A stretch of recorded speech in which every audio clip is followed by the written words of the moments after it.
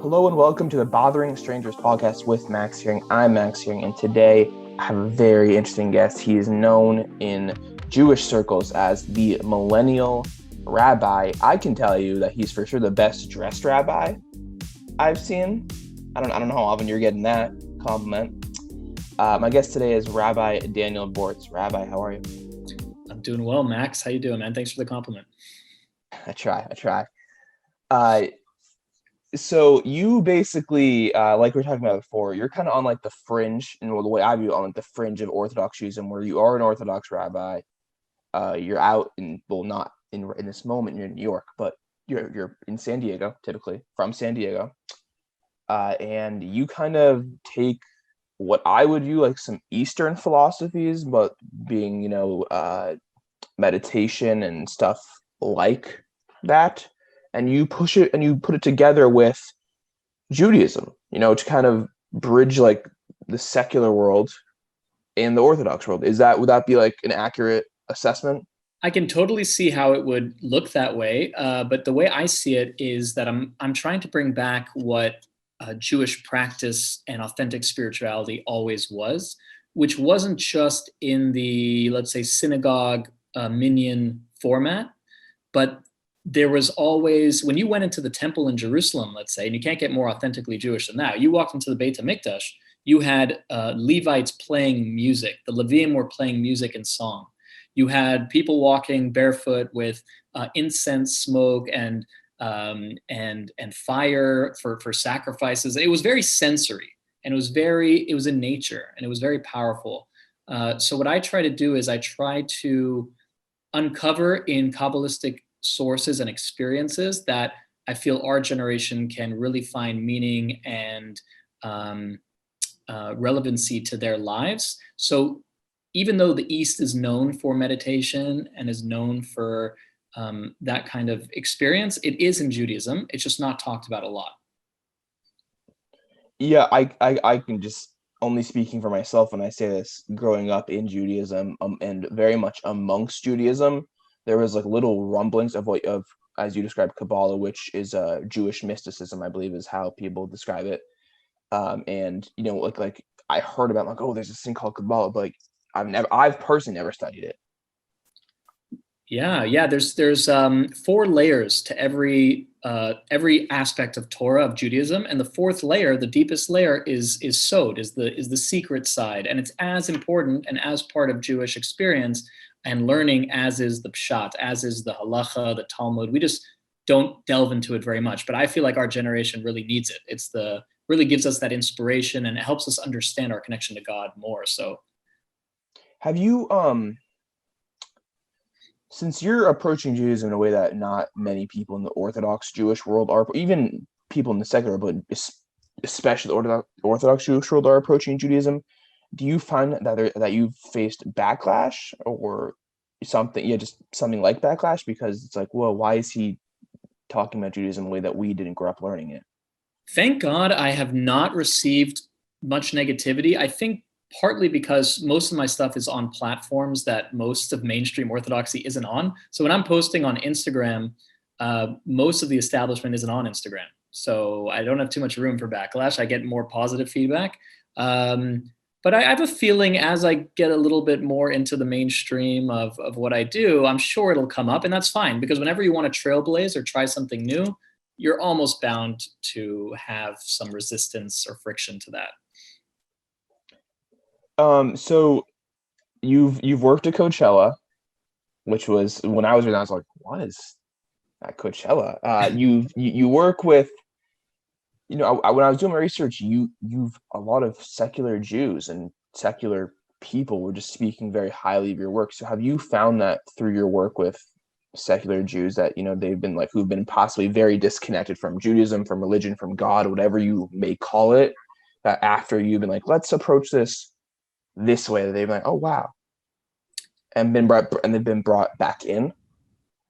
I hope I've helped build a bridge for a lot of people. What you just said, the oh wow, is actually my goal. I'm not trying to get people to be religious per se. What I'm trying to do is, I think for a lot of us, a lot of the Jewish community, we have a certain view of who God is. of what Judaism is, let's say out of touch or archaic. And if I can show them through my experiences, which is nothing like that, it's been very vibrant. Judaism has brought a lot of beauty to my life and a lot of inspiration. If I can help someone reframe and be like, oh, wow, like, wait, you could Coachella and God, wait, you could actually connect all of this together. And they realize that it's not that way. Like with a lot of subjects, let's say science or history, people grow up from first grade, second grade, eighth grade, college.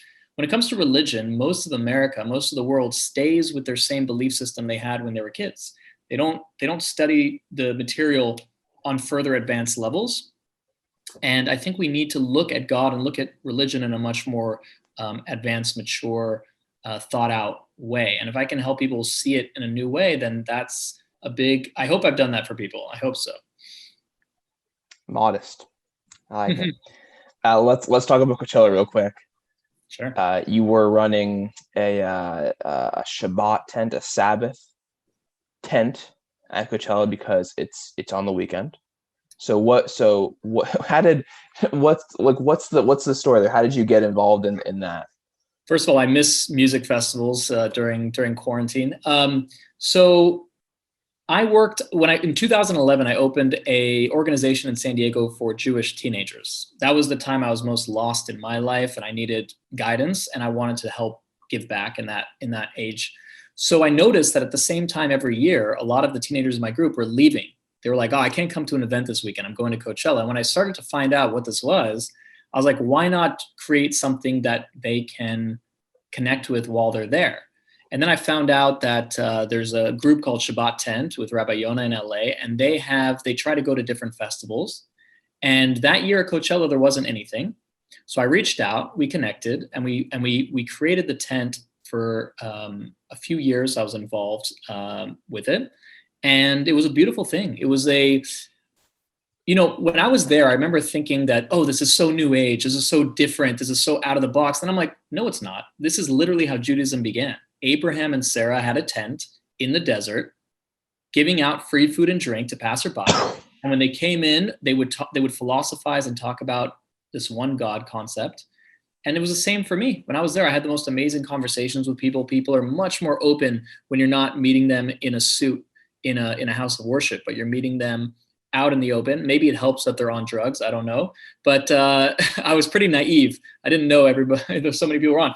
But it was really cool to connect to people where they were at and in a different setting. And I love that organic connection, and also just a place that people could call home and just relax, because when you're at a festival, people really are in need of a place to chill, get water, take a break, because the conditions are rough at a festival. So it's nice to provide that as well. Do you find that at Coachella, which like you said, and throughout everyone, people know, like, you go to Coachella, a lot of drugs are taken. I sound like a nerd saying it like that. It's okay.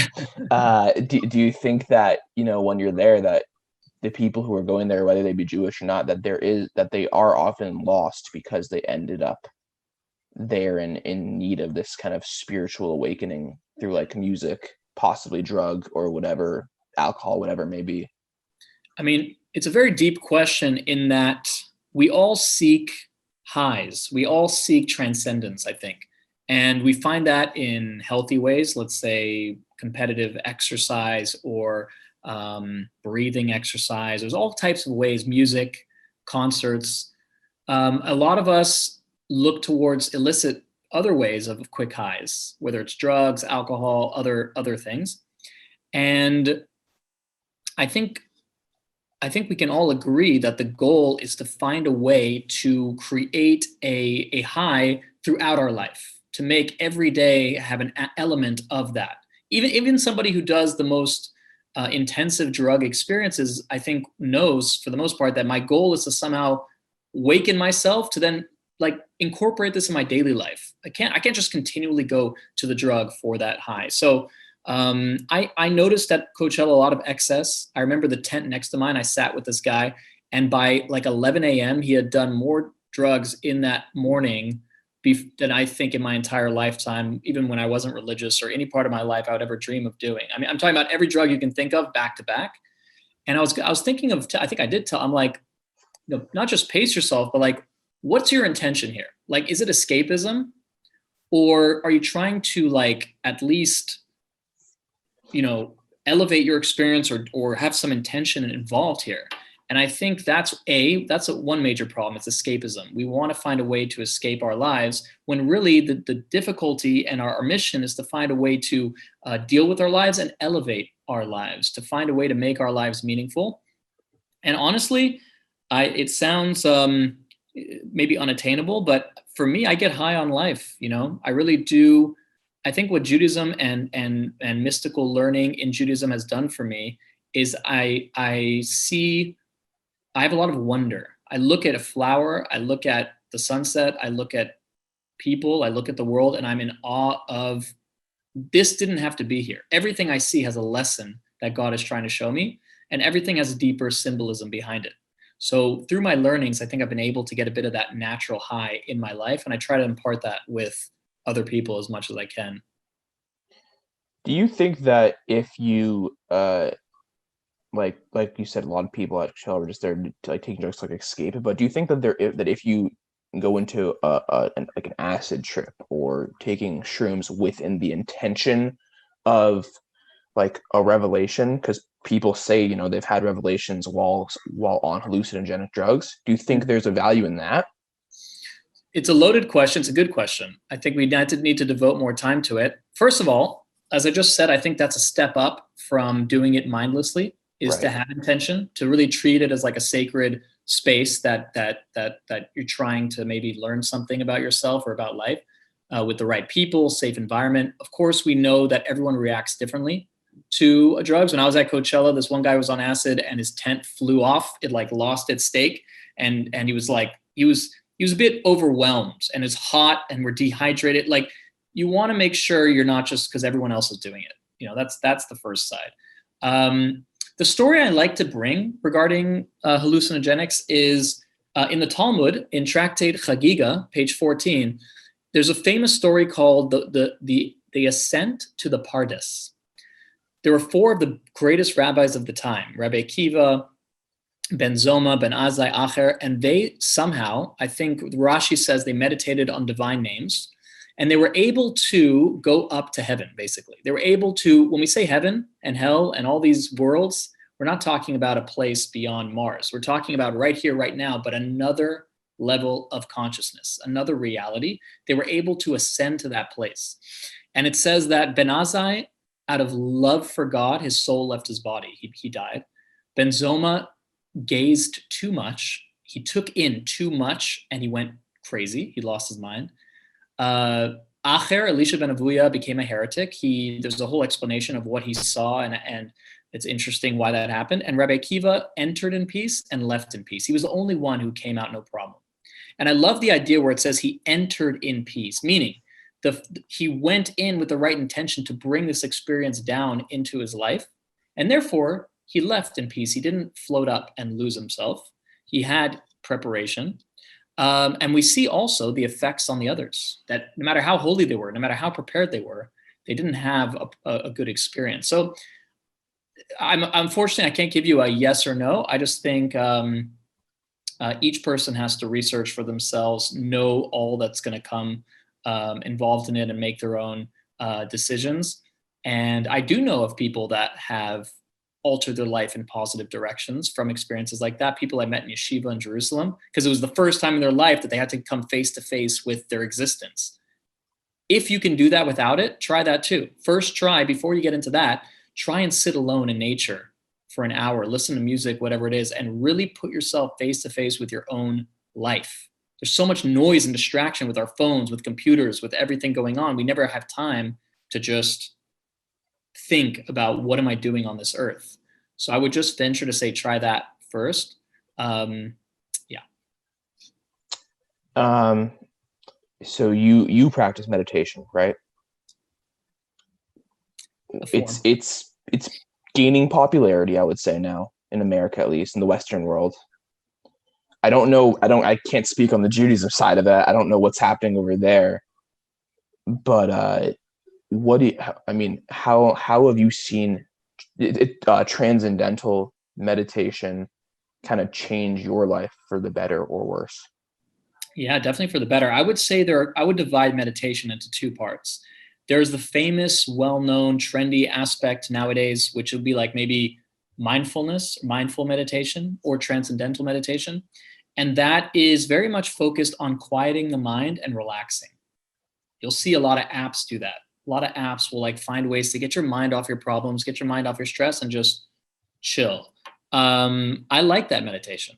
I try to employ that meditation. I'm not doing a very good job of it, but I have learned methods, and I'm trying to incorporate more of just like that ability to just pull back and just be. And I think there's a lot of spiritual power in that too.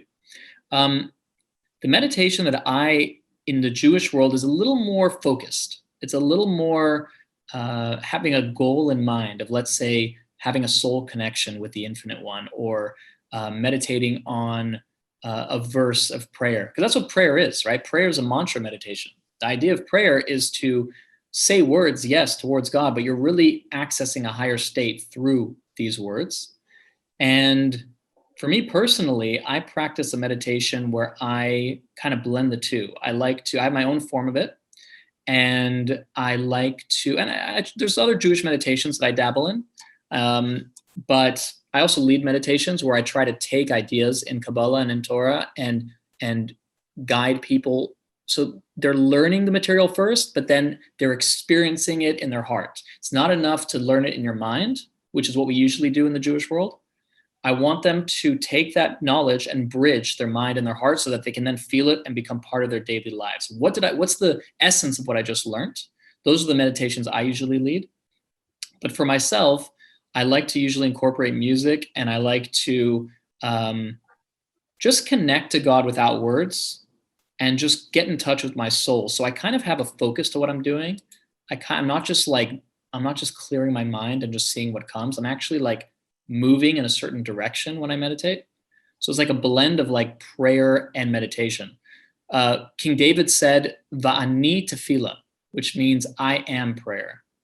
And the idea I think King David was saying is it's not just a matter of praying in a synagogue 3 times a day or 1 time a day.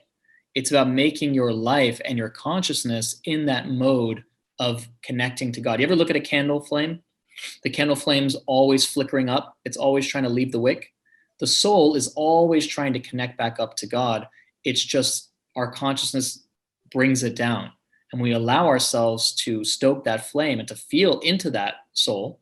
You'll feel a part of you that's always striving to connect and transcend and become subsumed into the Infinite One. And that's what I try to tap into when I meditate. So I mean, you work with teenagers. I'll say this, not that I'm a teenager anymore, but my experience with Judaism, as is probably yours was growing up too, Judaism, for those that don't know, it's not a faith-based religion. When it comes to prayer, it's ritualistic. It's similar to Catholicism in that way.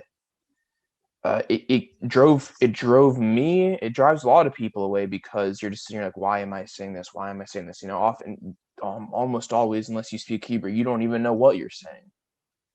So you're just like, so it's just like just motions, just going through motions. Do you find that when you work with teenagers, adults, that oftentimes what you're doing is just trying to show them the other side of it, because all they've ever seen is the ritual? Yeah, I totally relate to that.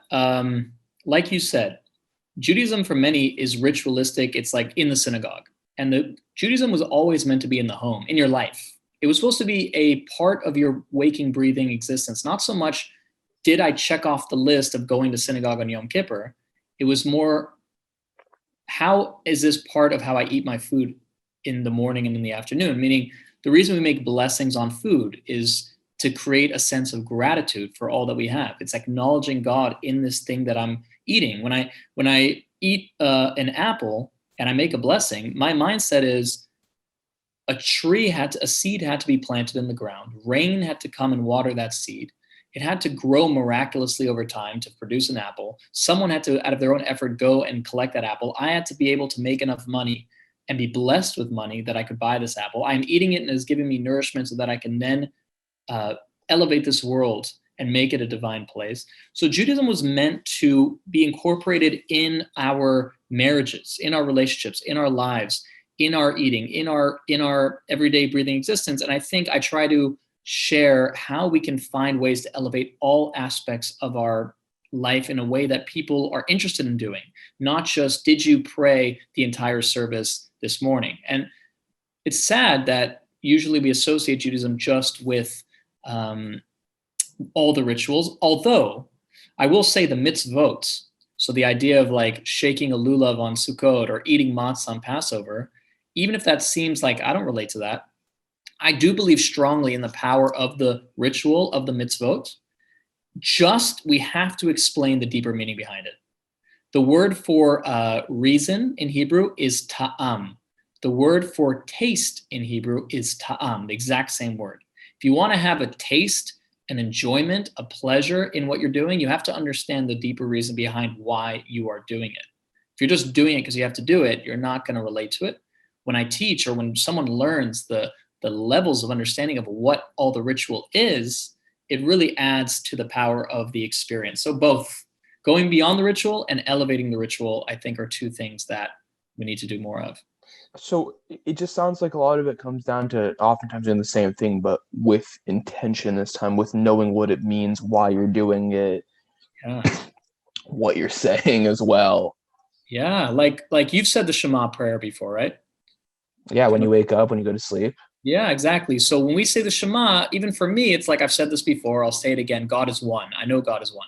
But when you start to there's a Kabbalist that I'm learning from now that I'm really interested in from the 1200s. And he says that notice where the letters are in your mouth. So the sh of Shema is the teeth. It's a sh. The sound is in the mouth. And then the ah is in the back of your throat.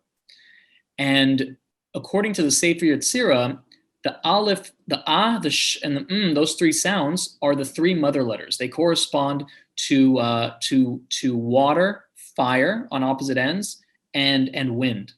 And it goes more, but just the concept of like when you say the Shema, you notice how it is going from outside to inside. You're closing your eyes, right? James Joyce, the author, said, shut your eyes and see.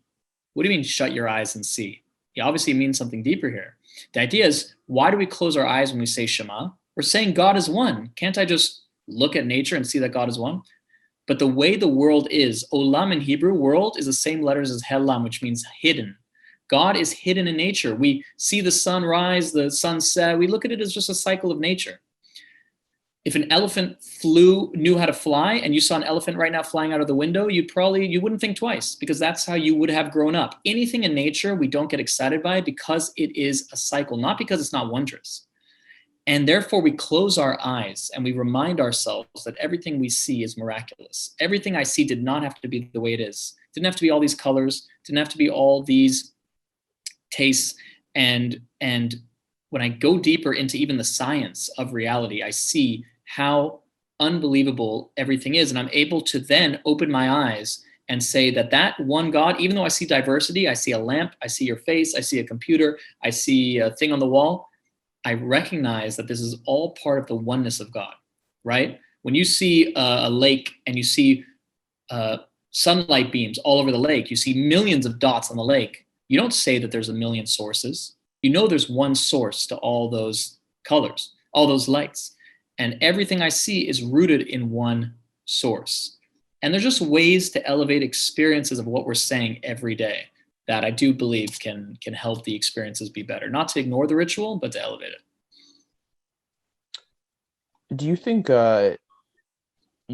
ideally Judaism is not so much a religion, but it's a lifestyle? I like to use the word, it's a relationship. I don't like religion. I think we want to have a relationship with the one who made us, the one who formed us.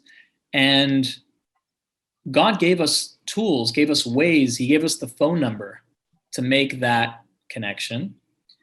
And everything we did, if you think of it as a religion, it's very much like, do you keep it or do you not keep it? When you think of it as a relationship, think about when you interact with someone you love in a relationship. Every time you do something good for that person, you do a favor for them, you say a kind word, you smile, You're making the relationship stronger and closer. So that's how we look at it with Judaism. Every time you decide to do a mitzvah, even if you don't do other mitzvahs, it's not like, oh, he's a good Jew or bad Jew. It is that person has right now, by doing a mitzvah, fortified and strengthened his loving relationship with God. So to look at it as a relation, and that also works the other way. Like, why would I want to separate myself from the one I love? Why would I want to do something that would hurt that being? So I like to use the idea of relationship. Lifestyle is good too, because you want it to be part of your life. But I'm with you. I'm not a fan of calling it a religion. Besides the fact that most religions, if someone doesn't practice that religion, they're not that thing. Right. You are a Jew, whether you observe or not. It's not up to you. You've been chosen. It's too late, man. I know. That's sometimes like, well, it doesn't matter what I do now. It's too late. I'm gonna do. You've been initiated in the gang already. You can't. There's no out. I know. I think maybe making gangbanger analogies to Judaism is not the best idea on my part. I apologize. I liked it. I was a fan.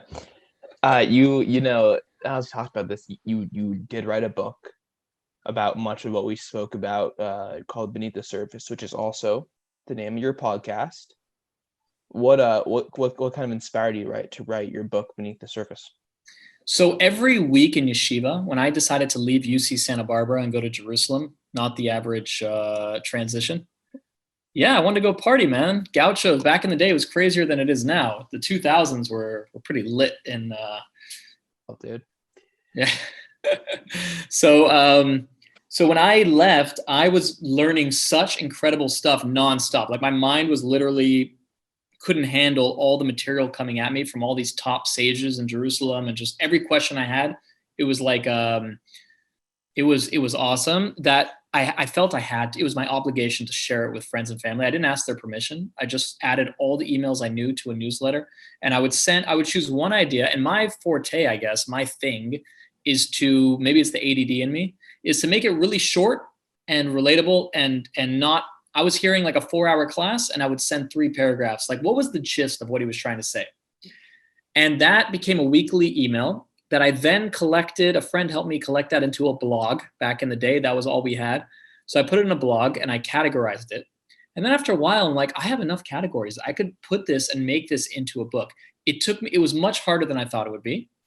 It drove me almost crazy, but I put it into a book, and now I have something to leave the world. So that's the Beneath the Surface book. It's really connected to what we just said about the Shema. Like, how do we find a way to look at the world and at each other in a way that's not just judging on a superficial surface? How can we find deeper meaning in everything that we see?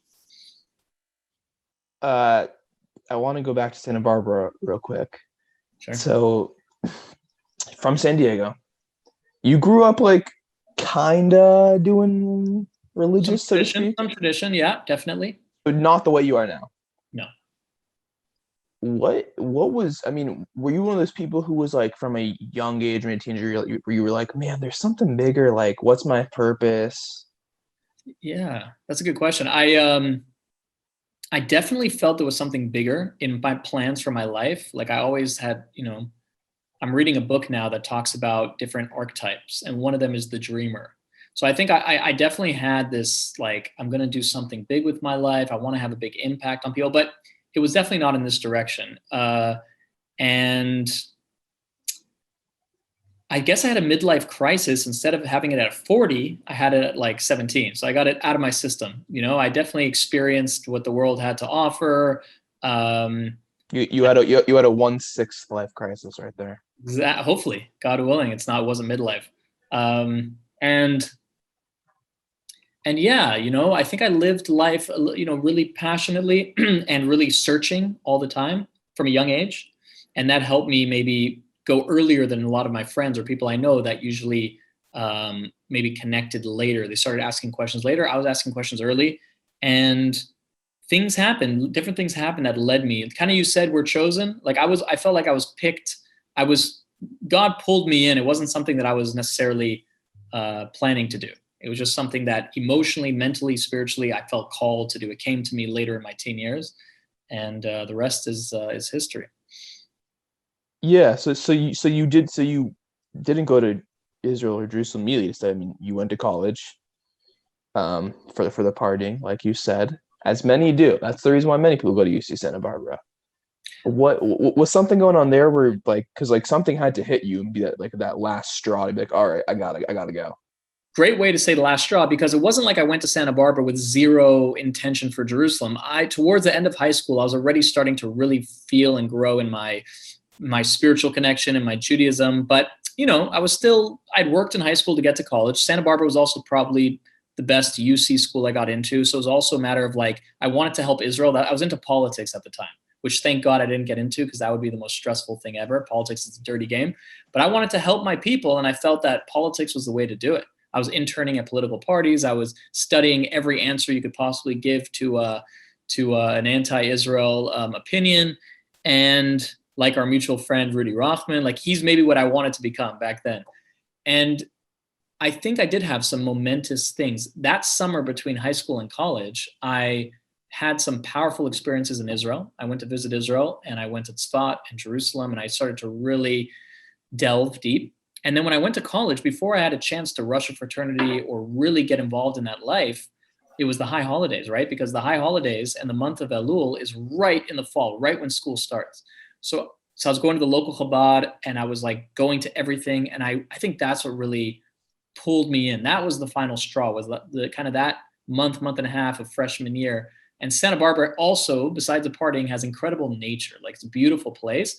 And that I really felt as I walked along campus and I was studying all this deep stuff, and it just kind of pulled me in that direction as opposed to the Isla Vista life. Did a little bit of partying, but at the Kippah and Tzitzit there, I think all the drunk Jews really appreciated seeing a Kippah and Tzitzit at the parties, but that didn't last that long. I can see them appreciating a familiar face. Uh, so I mean, when you were there, how long were you there? Like, how many years did you complete? Only 1 year. After that year, I was honestly ready to go even before that, but I think my family was like, dude, finish your year, do your Jerusalem thing, and then you can go back after a year to college. And I'm a very idealistic, passionate person. Once I felt hooked, I was so much more interested in learning Torah than I was going to the classes in college, which weren't that hard. I could have done it. And I took fun classes. Like I really enjoyed what I learned there. But when you want to study politics, I'll tell you this, it's not a good thing to go to college for, because politics in college is whatever your professor believes.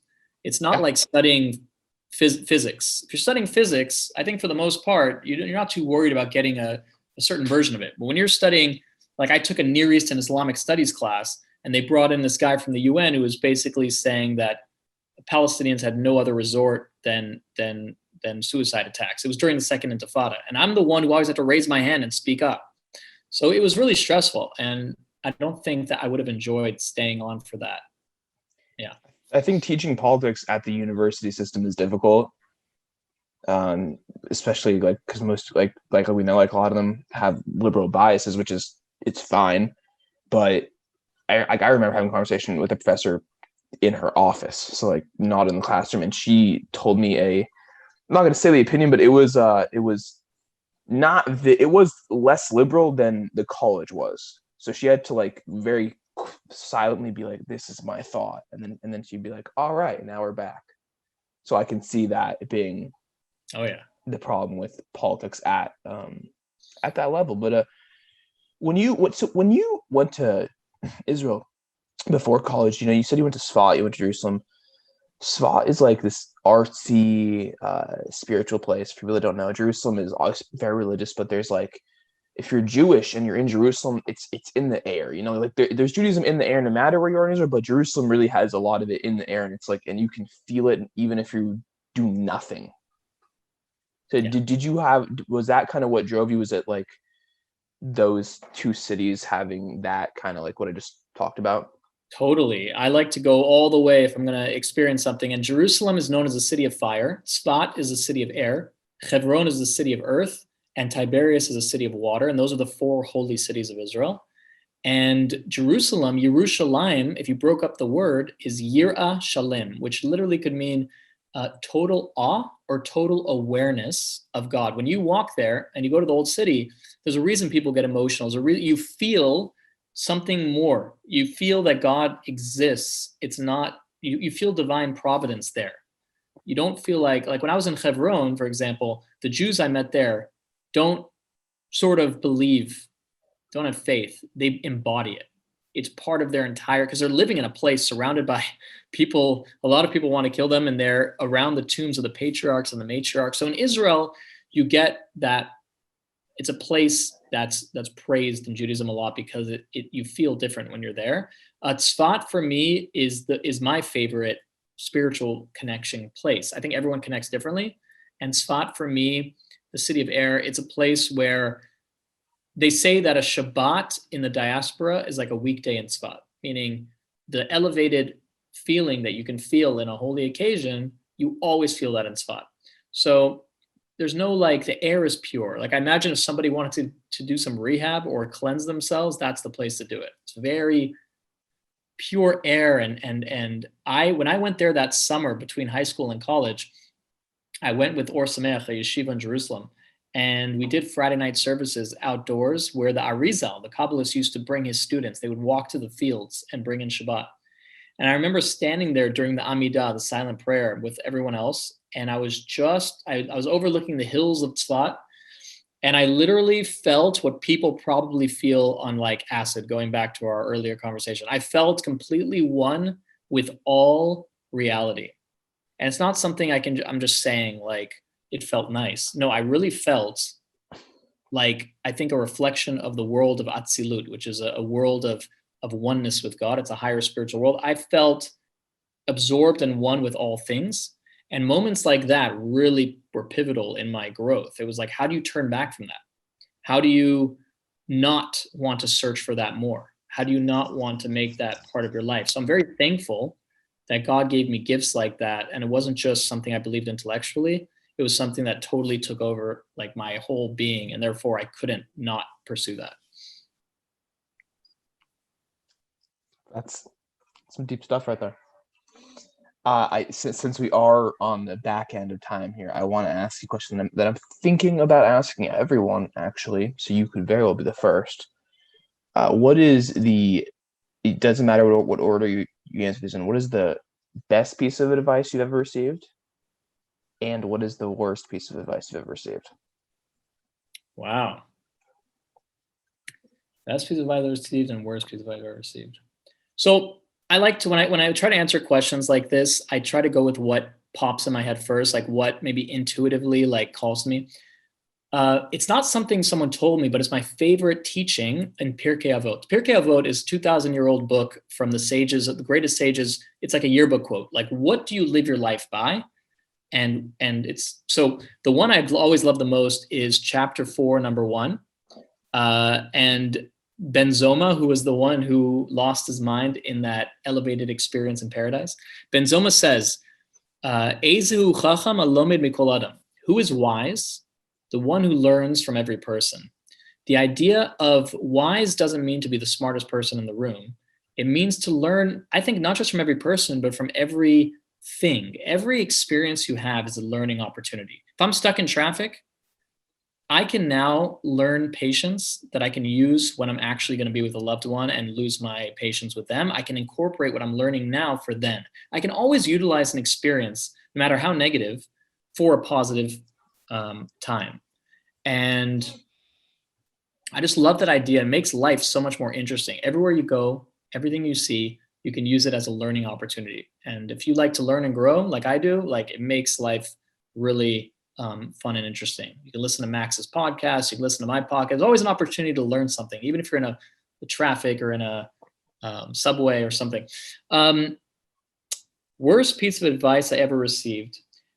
I don't know. I would say in high school, my whole focus was on what culture was teaching me, which was to look cool, to be cool, and to care what people think. And the first halacha in Shulchan Aruch says, Lo misbayesh mipnei amaligim. Don't be ashamed in front of scoffers. Just to be clear, that's just for the listeners, that's a law. Yeah, it's a law book. You would think the book is just going to be a bunch of laws. The law book in Judaism includes a lot of also how to live your life, and especially at the beginning of Rambam and Shulchan Aruch. And it says, don't be ashamed in front of scoffers. And the Frierdiker Rebbe, the previous Lubavitcher Rebbe, said that is the test of our generation, is to be different, is to not feel that, oh, if I stand out according to what I believe in, I'm not fitting in. Our job when we're younger, our goal we want is to fit in. We don't want to be different. Nobody even knew I was Jewish probably when I was in public school. And I wanted it that way. I wanted to blend in with everybody else. And that's what I tell teenagers often. None of these people really care about you in the long run. Of course, you're close friends, but like even then, for the most part, you need to be your parents, your family, your loved ones, and your belief system, your moral value. When you go to bed at night, you put your head on the pillow. Did you make yourself proud? Did you live based on your ideals? Compare yourself to who you were yesterday. Don't compare yourself to everybody around you, which in our Instagram era is very challenging.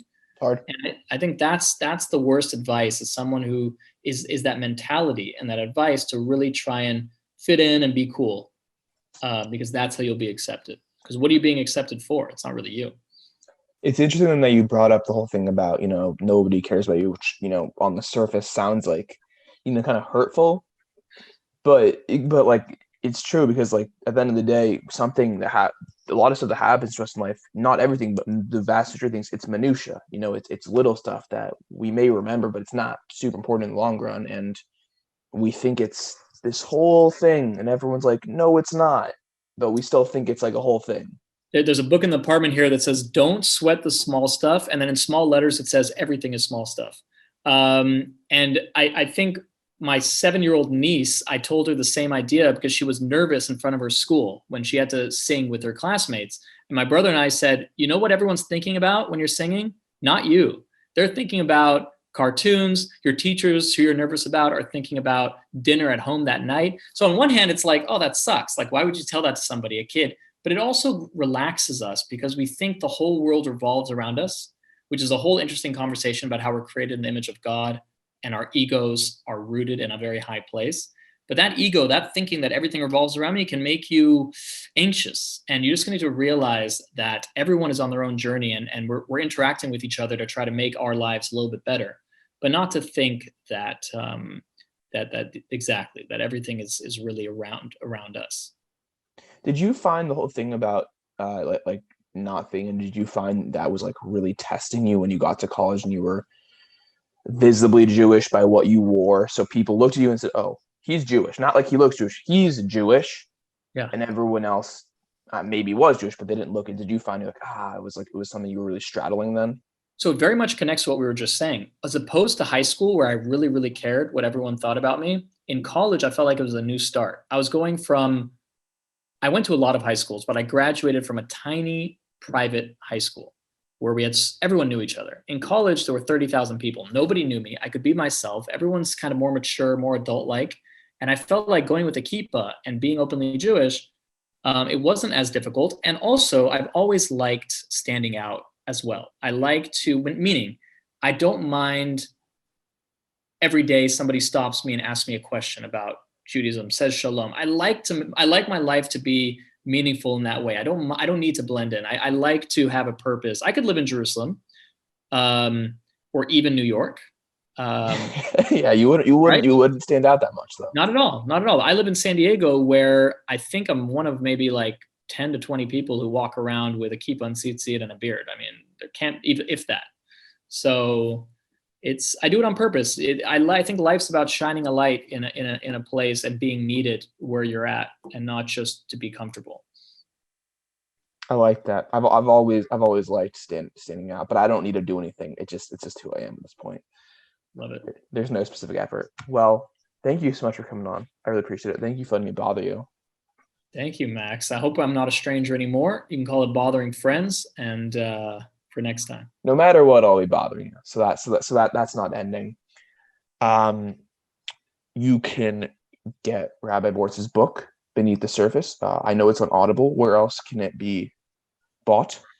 I actually need to upload the audio on Audible. I think it's on Kindle and it's on Amazon, but the audio still needs to come. And my podcast, Beneath the Surface, same name, episodes coming up all the time. And at Millennial Rabbi, 2 L's, 2 N's on Instagram, millennialrabbi.com.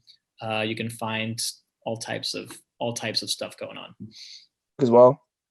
Facebook, LinkedIn, every platform you can imagine. I'm TikTok. I'm trying to get a little more into Clubhouse. So we're definitely embracing all that's out there.